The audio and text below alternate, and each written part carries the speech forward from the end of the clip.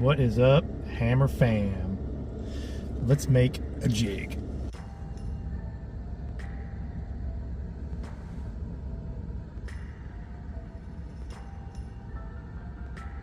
You're gonna need some materials.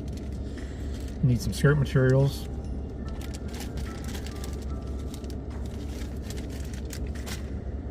You're gonna need a skirt making tool, jig head, and some bands to go on your jig. Alright, it's slowly closing into fall time, and for some odd reason I seem to catch quite a bit of fish on a jig, so I usually make a few of these. I try to keep it as natural as possible while it's standing out at the same time.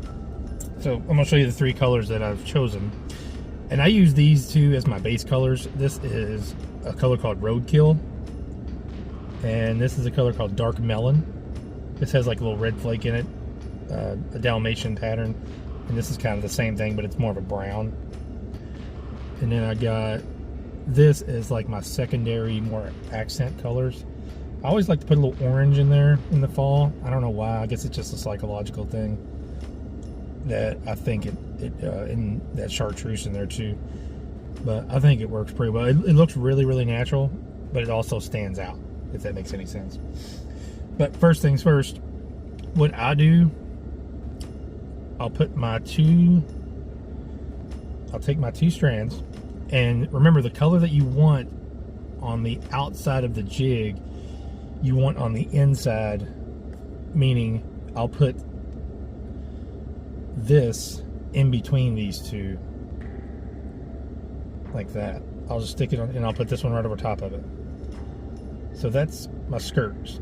That's what I want it to look like. So when I put it on the jig head, and we'll get to that later, that it's going to have that highlighted part on the outside. Then, actually, let's back up. I gotta do one thing. I forgot about that. We gotta prep our ring. I probably should have had this open prior to doing this, but that's all right. I got these on Tackle Warehouse. You get like 100 of these bands. I can't remember how much they were. They maybe $6-7, something like that. But your skirt making tool comes with a little tube, and it's got this little cone, and you put the cone on it. And you stick your mother effer. Yeah, I need to start watching my language on my channel. I don't prefer it that way, but YouTube does, so I guess I gotta start watching my F-bombs and whatnot.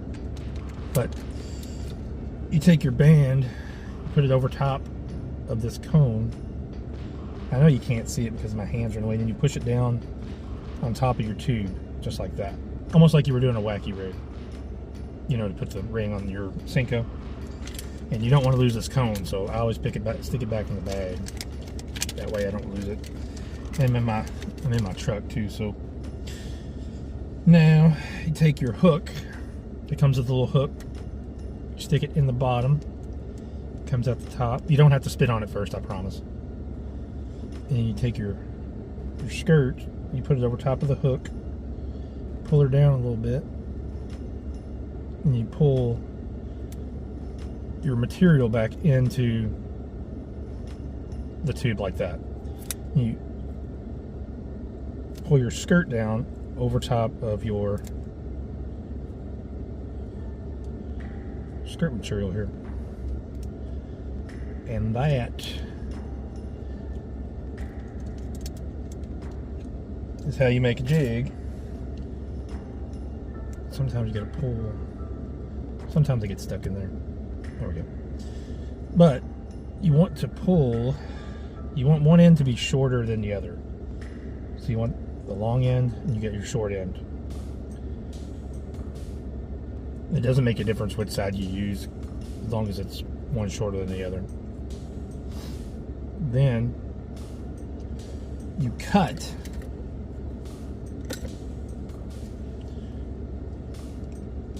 that wasn't very good. cut this end. You can even pull it off if you want to. Yeah, I'm gonna throw it on my floorboard. I don't even care. And you want it to be all gnarly looking like that. See how it's all gnarly looking? It's not all uniform. That's what you want. Pull her down a little bit. And you take this side. You can use scissors too. It doesn't make a difference. But just get you a good sharp knife, and you've got it halfway there.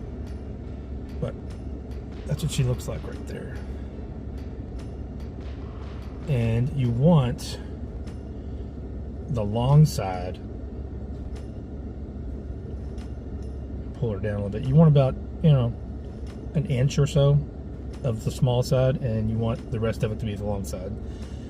So you want the long side up, because that's where we're going to put our hook at. Take your hook, go right through the center. You push it on up over top of the top ring there, and you have your jig.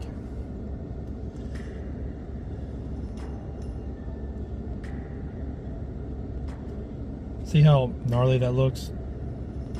It's got like a, and you can turn it. You can turn the colors whichever way you want. I like the orange and stuff to be on the bottom part of the jig, because if you look at a crawfish, all the light colors are on the bottom underneath of it.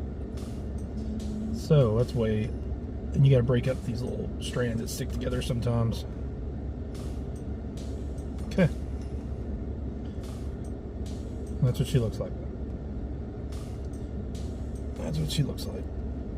And these jig heads are, if you were wondering, they're Boss brand jig heads, the Gary Klein. These are the heavy cover ones. They come with a 4-aught hook, I'm pretty sure. This is a 1/4 ounce. I really like these jig heads. I like 1/4 ounce too, because they don't get hung up in the rocks as much as some of your heavier ones.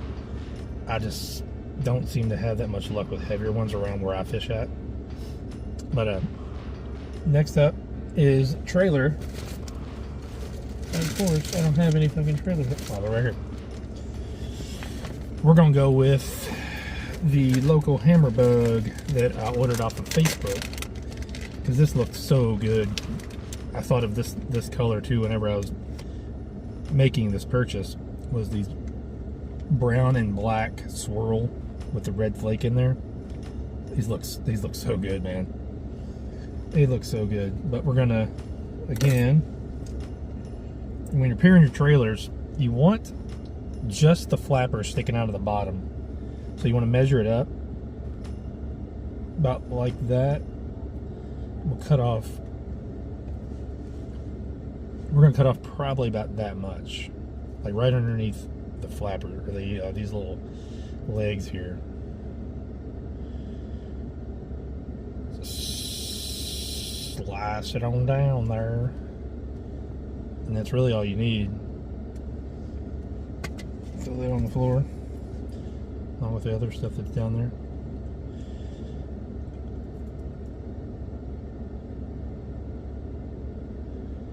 Go through the middle.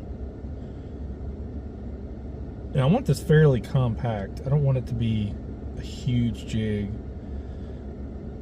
but I also want it to have some presence at the same time, if that makes any sense. Get under there.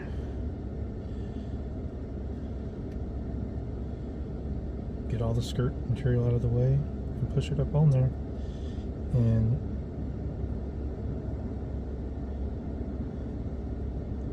that's what she looks like. Looks pretty good. Looks pretty good.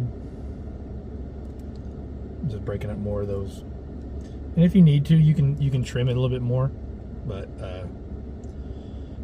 you don't have to if you don't want to. And what you do is when you push this up, those skirt materials underneath of it stick out. I don't know if you can see that or not. See how it sticks out? Because of the wide body of it. Makes it look really, really good. But just for the sake of while we're here, we're already here. I'll separate these bad boys right there.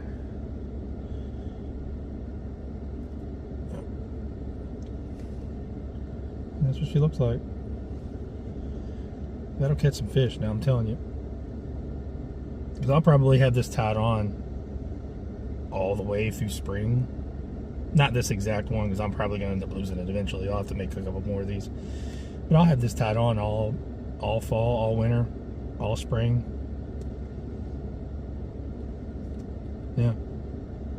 But you can buy everything you need on Tackle Warehouse to make these jigs. I get the skirt material on eBay. It's a dude. You can get All Pro Tackle. This is where I got the Roadkill from. And there's a couple other ones on there, but I mainly use All Pro. He's got a lot of good colors. But and you also want to trim your weed guard here too. Remember that one trick I showed you about where you can super glue it together? Or you can just go with the base and squeeze it. Squeeze it and it flares out like that and it stays that way. And you can even put, I made a video on it where you can put like just a dab of glue at the bottom of this and it'll stay there forever. Just go at the base. You don't pull it, you just squeeze it and then it just stays just like that. Perfect weed guard. Anyway, hopefully y'all see me catch some fish with this thing eventually. I look forward to throwing it. Anyway, I'll see y'all in the water.